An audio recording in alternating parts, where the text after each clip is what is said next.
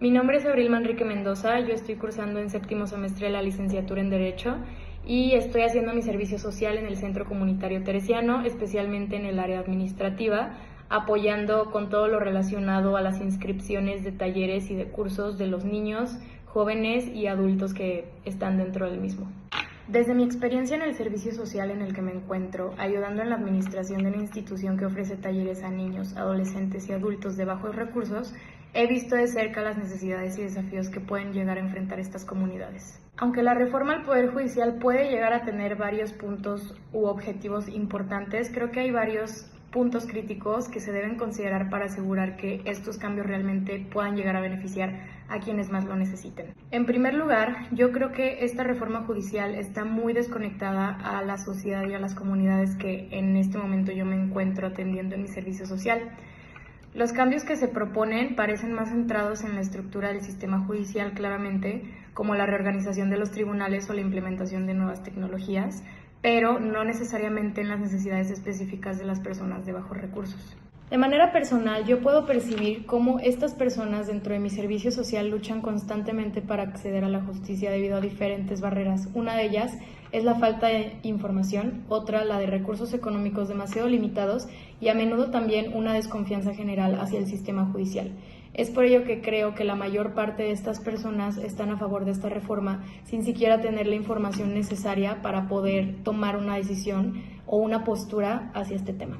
Esto porque yo no estoy convencida de que esta reforma, como está planteada, vaya a traducirse en mejoras tangibles para ellos o para muchos de nosotros, ya que muchos de estos cambios parecen beneficiar más a quienes ya tienen los medios para navegar en el sistema legal que a este tipo de comunidades. Considero que si el sistema judicial se vuelve más complicado, por ejemplo, con procedimientos legales más sofisticados o requisitos adicionales, podrá representar otro obstáculo más para aquellos que ya enfrentan significativas barreras para acceder a la justicia, como es este tipo de comunidades en las que me encuentro haciendo el servicio social.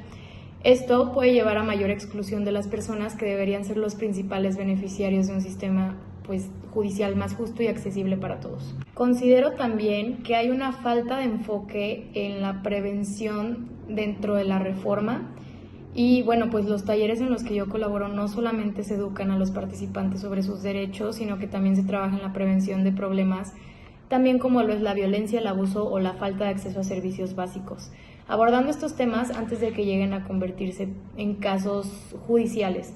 Sin embargo, a mí me parece que la reforma al Poder Judicial se centra demasiado en una respuesta judicial, es decir, en cómo los casos son manejados una vez que ya están en el sistema y no en estrategias preventivas para poder reducir esta necesidad de intervención judicial desde un inicio. Otro aspecto que a mí me preocupa es la disponibilidad de recursos en esta reforma, toda vez que el sistema judicial podría seguir sufriendo de falta de recursos adecuados y lo cual afecta bastante a quienes más lo necesitan. Esta reforma considero que no va a facilitar el acceso a la justicia para este tipo de personas vulnerables.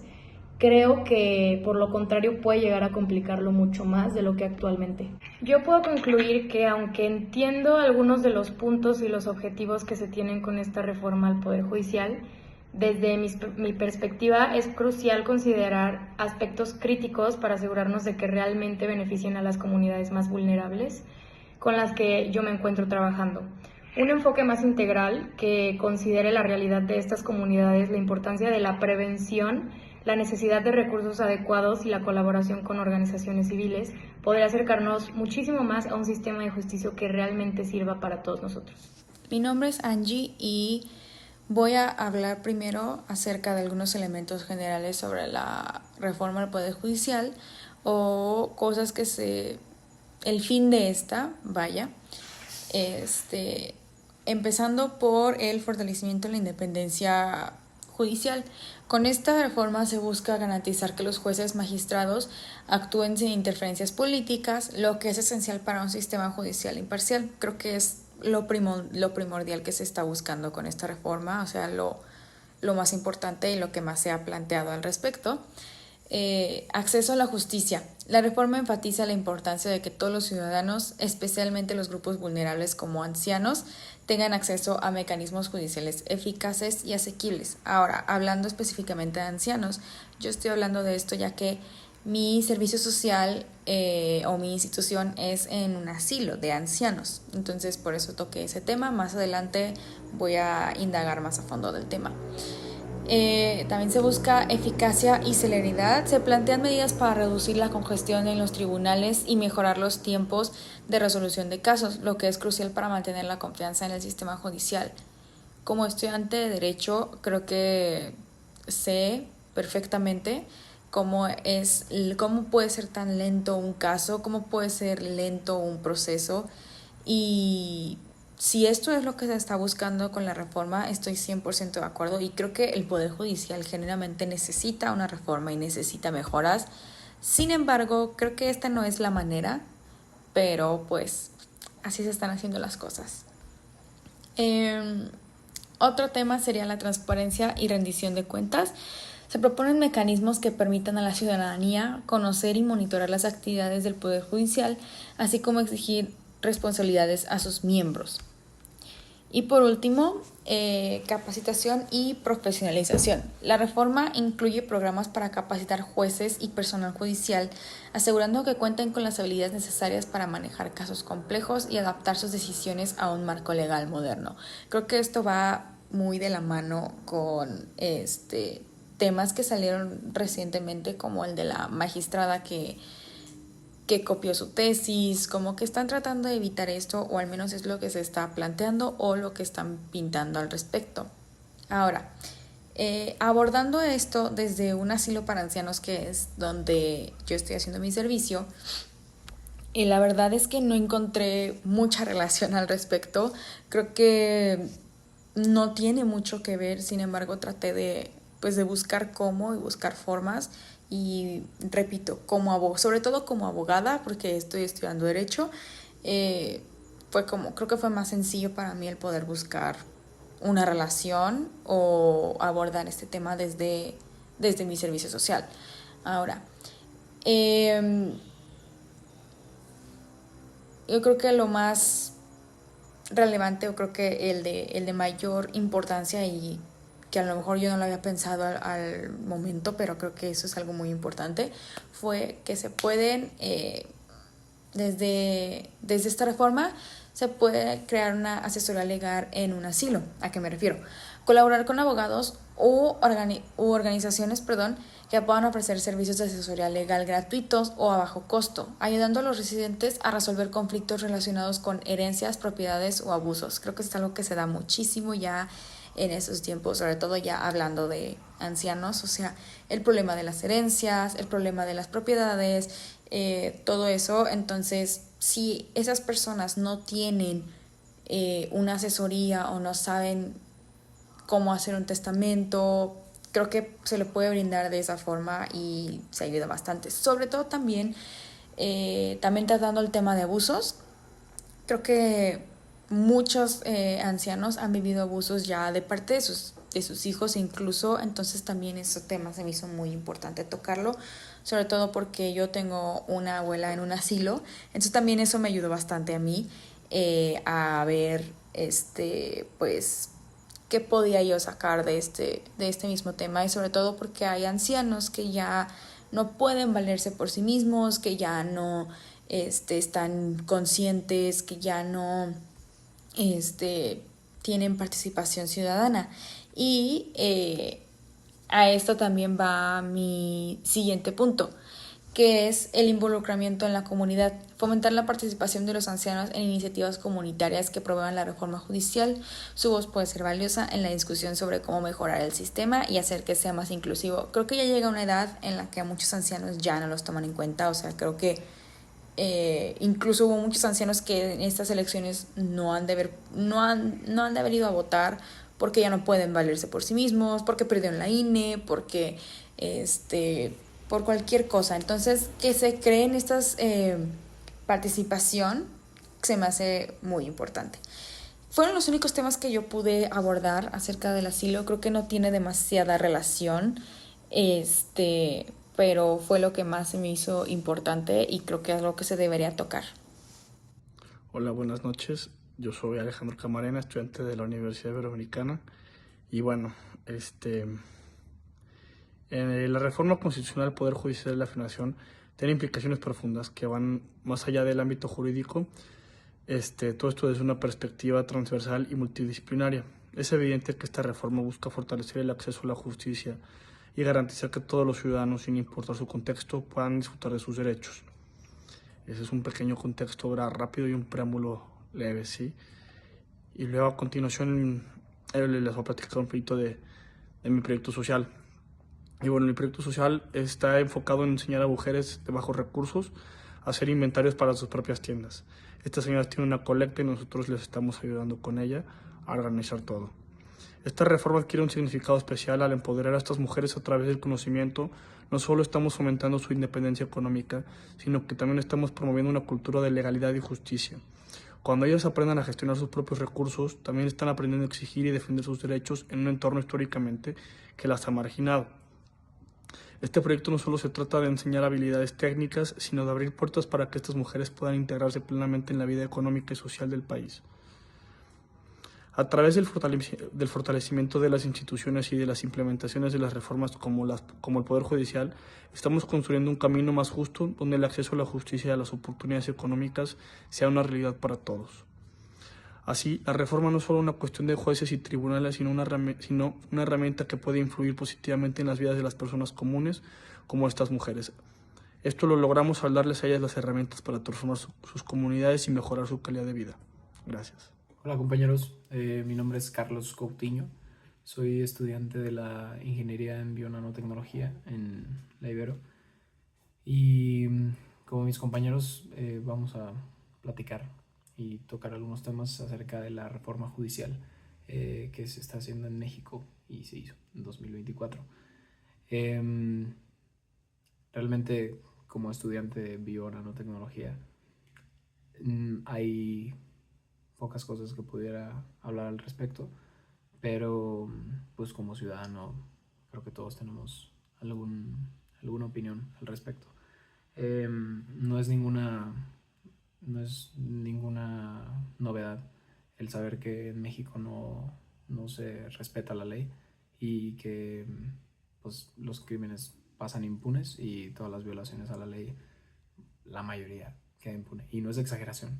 En 2021 el porcentaje de impunidad en México, en el país, era 91.8%. Y para 2022 se presentó un aumento de 4.5 puntos porcentuales, quedando en 96.3% de todas las violaciones a la ley quedan impunes.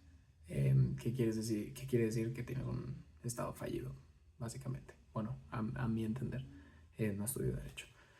Pero creo que por ese lado es entendible que se busquen hacer reformas al Poder Judicial, poder que se supone que protege y se encarga de mantener estos porcentajes bajos de impunidad. Y pues no es nada del otro mundo, se necesitan hacer cambios. Pero como lo comentó mi compañera, parecen no ser las formas y hay ciertas preocupaciones al respecto. Dentro de las cosas que se buscan cambiar y que entiendo yo que se buscan cambiar en torno a la reforma judicial, si te metes a la página del gobierno, la oficial, en la que se llama así, la reforma judicial 2024, .go.mx, te vienen algunas descripciones sobre lo que se quiere hacer con lenguaje técnico, a mi parecer. El grosso de la población no entendería lo que se está haciendo y creo que eso es algo muy peligroso.